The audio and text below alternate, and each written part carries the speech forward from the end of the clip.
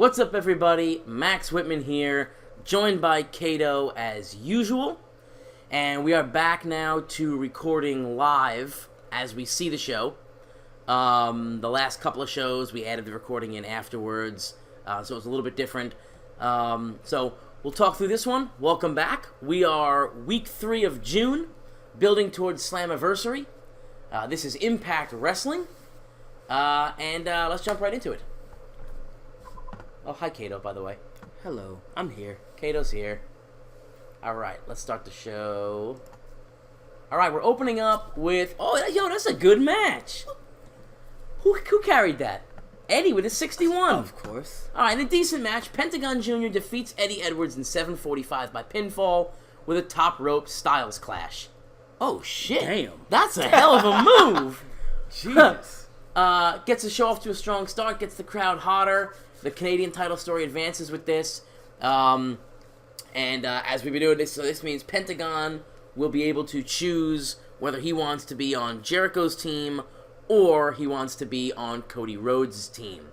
So he will announce that later on in the show. We kind of botched it up, and we'll cover it on I guess we did cover it. Okay, so it's kind of weird. We're actually recording this one live before we added the audio on the other ones. So now I got myself in a pickle here. Yeah. So this will be the final entry for the teams. So after this, all teams will be set, and then we'll have our big four-way showdown. I think what's happening is I'm summarizing the last show because I haven't already summarized it, and it just dawned on me that by the time you see this show, I will have summarized that show. So I'll just shut up. Let's just move on. Later on in the show, Pentagon will make his decision. Alright, next. I botched that one. Alright, LAX picks up a victory. My phone's going off here. Gotta put the mute on my phone. They pick up the victory against Tommy Mercer and Bram. Bram is a new signing that we got. He came on board. We're going to see how he does. And Tommy Mercer, I believe it's the first time that Tommy and Bram has teamed together. It is. So, Mercer pulls a 43. That's about where he's been, right? Yeah. Well, he's been higher than that, hasn't he? No, that's about where he's been. About there. So, Mercer and Bram pull a 43 and a 42 together. Bram debuts his egomaniac gimmick. I wish I would have looked at his gimmick. I keep forgetting to look at their gimmicks before we debut them. Crazy gimmick. But either way, Ortiz and Santana, dude, they just jobbed really well. Anyway, here they didn't do so well though. 31-30, not bad, but not great. The crowd got the match got the crowd hotter. Yep. And why did the Jay Lethal story advance with this one? Oh, cause I know why. Oh, you know what? Yeah, because we put him in there. Okay. Alright, so the Jay Lethal story advances. That shouldn't have happened, but whatever. I suck at this game. What do you want me to say? Do we have any worker improvements? Santana is improving in performance skills. That's good, so he'll be a better jobber. That's right. Which one is Santana? Do you know? One of them. Is it tongue guy or bandana guy? Tongue guy. Tongue guy? I don't know. Next segment. Alright, an angle featuring Austin Aries and Jay Lethal. So, basically, Aries comes out, says he is a proven champion, and he'll take on anyone tonight to prove it. Out comes Jay Lethal, and says, okay, you want to take on anybody? Take on me. And our main event is set. Jay Lethal first match in the Impact since returning, going against the world champion. This is a match where he can make a huge impact in his return. So we see how he's been saying he wants to make a huge impact. Now's his opportunity. Austin Aries was very poor trying to improvise. Jay Lethal enjoyed having the freedom to improvise.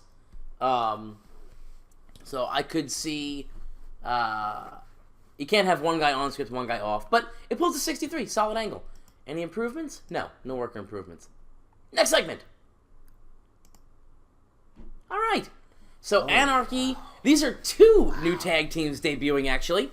Anarchy, so that's Sami Callihan and Brian Cage, debut against the brand new tag team, the Canadian Bulldogs, Davey Boy Smith Jr. and Cedric Rougeau. Good news here, Davey Boy and Cedric Rougeau showed excellent chemistry teaming together. That's perfect. So that's what good. We want. The Canadian Bulldogs. Brian Cage and Sami Callihan both pull 49s. Cedric a 37, Davey Boy pulls a 63. Now, Callahan and Cage was a team we tried on Explosion. They had really good chemistry together. So we say, you know what, let's put them on Impact. put them against a better team, and they showed out even more. So this is actually really good because one of the places that we're lacking is heel tag teams. Between the Motor City Machine Guns, the Briscoes, and the Canadian Bulldogs now. 3 solid babyface tag teams, but no heel tag team to challenge them. So Callahan and Cage. Callahan's my guy. Cage is your guy. He's been your guy since the beginning. Both guys we really wanted to push. Couldn't find a spot for him on the singles. Threw them together on Explosion, and boom, there it is. Anarchy. With these two guys pulling in 49s, they're primed to be in the World Tag Team title picture. Yeah, I mean, that's pretty much what the Briscoes are pulling. 49s, low 50s. So I'm very excited to see what goes on from here. Tag title storyline advances with the segment. There's really a storyline there. It's basically just all these tag teams going against each other. I think Cedric may have gotten better. Let's see. Oh, yeah, let's see. Worker improvements? No, it's Brian Cage. Okay. Improving in his Rumble skills. I mean, these are all big guys, you got to think. Yes. Cedric is about 6'7". 6'7", 285. Yeah, that's a big guy. So the ultimate goal, this is kind of our babyface powerhouse team that we're trying to push here. Bram and Mercer, the heel powerhouse team is what we're shooting for. Although I really like this tag. Plus, I just like Sammy. I like the picture of Sammy Callahan. I like the way he looks. He matches with Brian Cage. I think they're making the same face, just at different angles. That's right. They're both screaming. It may or may not be the same guy at different angles. All right, next segment. All right. So let me explain the X Division here because this is a 20-minute match. Look at Jay White. Who won that tag match, by the way? Anarchy won the tag match. Sorry, we didn't go over who won that match. Anarchy won that last tag match. Okay, so here we go. About that had decent wrestling, didn't have much heat. Trevor Lee defeated Jay White, Matt Sydal, and Rich Swann in 19.5 minutes when Trevor Lee defeated Jay White by pinfall. Trevor Lee wins the X Division title. Rich Swann was added to the match middle way through. Trevor Lee was only added to the match right before the finish. In terms of in-ring work, Matt Sydal was head and shoulders above. So the game kind of effed us here a little bit. Yeah, I think you need to explain how we do our X Division matches. So the X Division, we added the stipulation to it that it's a 10-minute time limit. After 10 minutes, what's called the floodgates open, right? That means one person from backstage, could be anybody, can enter the match and make it a triple threat. After 15 minutes... Oh, no, it actually worked out okay. Yep, someone else can come after 15 minutes... Another guy comes in, making it a 4-way match. No more than 4. No more than 4 in the match at any given time. This match was supposed to be 20 minutes. It didn't F us over. I thought at 20 minutes we added somebody, but we didn't.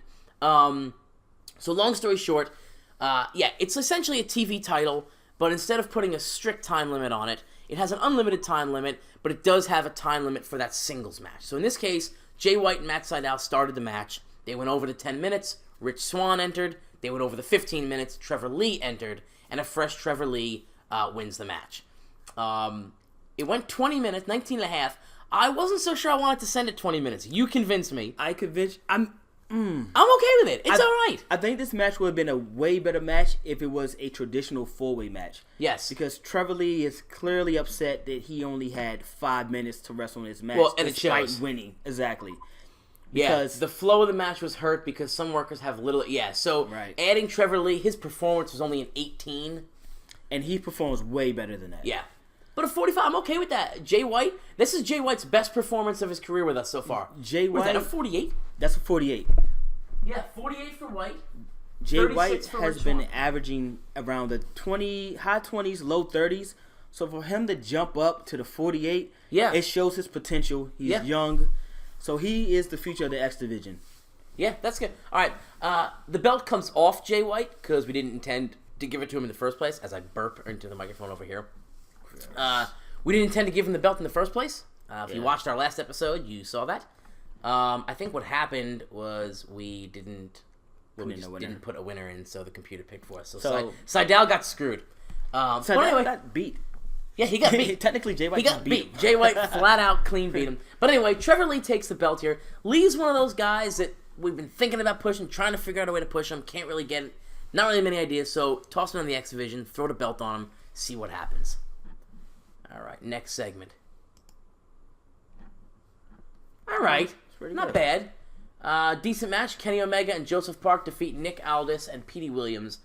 Kenny Omega defeats Petey Williams by pinfall with a cross-legged Fisherman's Buster.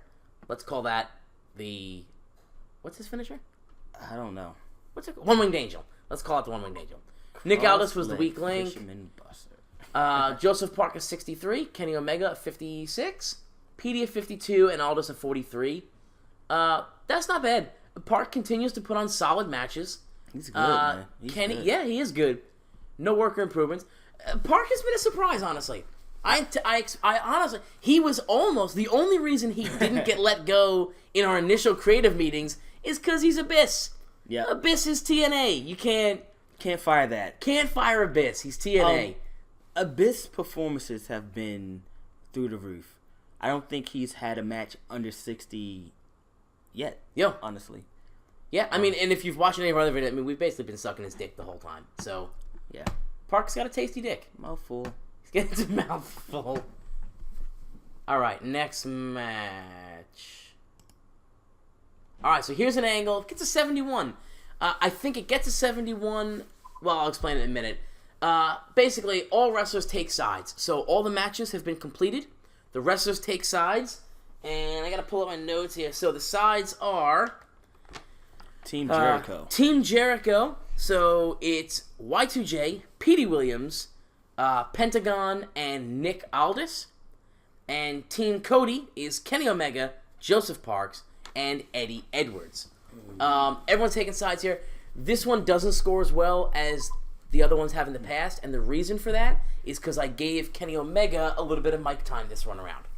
So basically, Chris Jericho improvised well, Cody Rhodes worked well, Kenny Omega did not do well without a script to follow, and Kenny underperformed. Regardless, the Canadian title storyline advances and gains heat. So it pulls a 71. It's not a spectacular, it's not in the 80s like we've seen, but it's a solid 71. We'll take it. So moving into our co-main event of the evening, we get Cody Rhodes versus Chris Jericho. This is why I didn't want to put this on. Oh, look at that. So it pulls just a 61. It's a C. I'm glad we didn't make this the main event because of the way it ends. It has fantastic heat and great wrestling. Cody drew with Chris Jericho in almost 18 minutes. The match descends into chaos after Joseph Park, Kenny Omega, Pentagon Jr., and Petey Williams all become involved. So basically, the heels come out. They get involved in the match. Jericho's team comes out. Cody's team comes out. It falls into chaos, and it's a draw. Cody and Chris Jericho don't click, and it made for an awkward bout. Well, that's what we wanted to see earlier. That's what we wanted to see. So glad we got that out of the way. Jericho pulls a 73. Cody Rhodes pulls a 59. They just didn't click. The bout's a little awkward. I'm glad it wasn't our main event. But a 61, it's not terrible. Is this Cody's first match? This is Cody's first match on Impact. Yeah. This is Jericho's It's definitely Jericho's first match. Yeah. Yeah, so both of their first match, I So, believe. makes for an awkward bout. We get the improvements here. Nah, not really.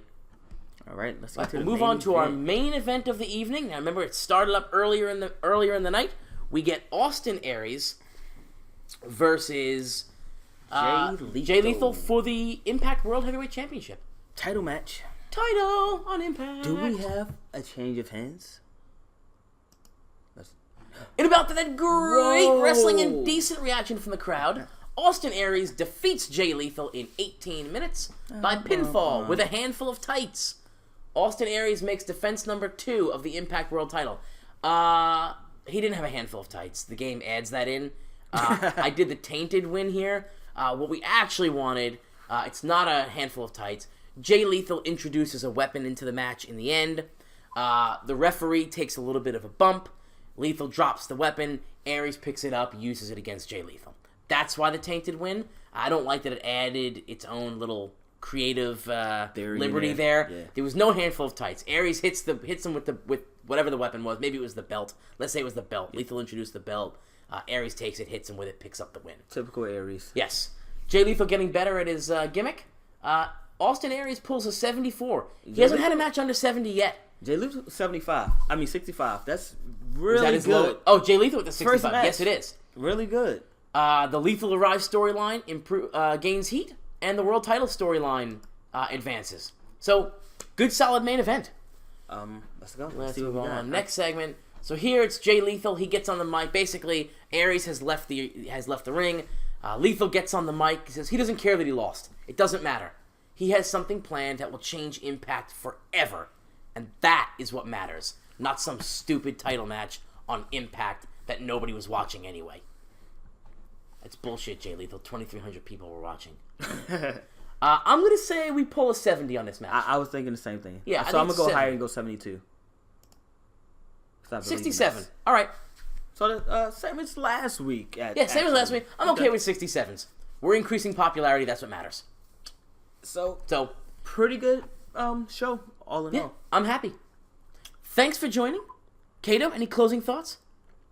No. No closing. Man. Yeah. No yeah. thoughts. So we got a few debuts here. A couple new teams. I like it. We're heading in the right direction. We're building to Slammiversary. Our teams are set for the Canadian title match.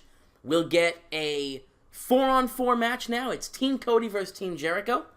The four winners from the winning team will then face in a ladder match to determine the new and inaugural Canadian champion. Thanks for stopping by. Thanks for joining for myself and Kato and everyone here at Book It Better, which is basically just Kato and I at this point. Thanks for stopping by, and come back for next week or, whatever, any week after that.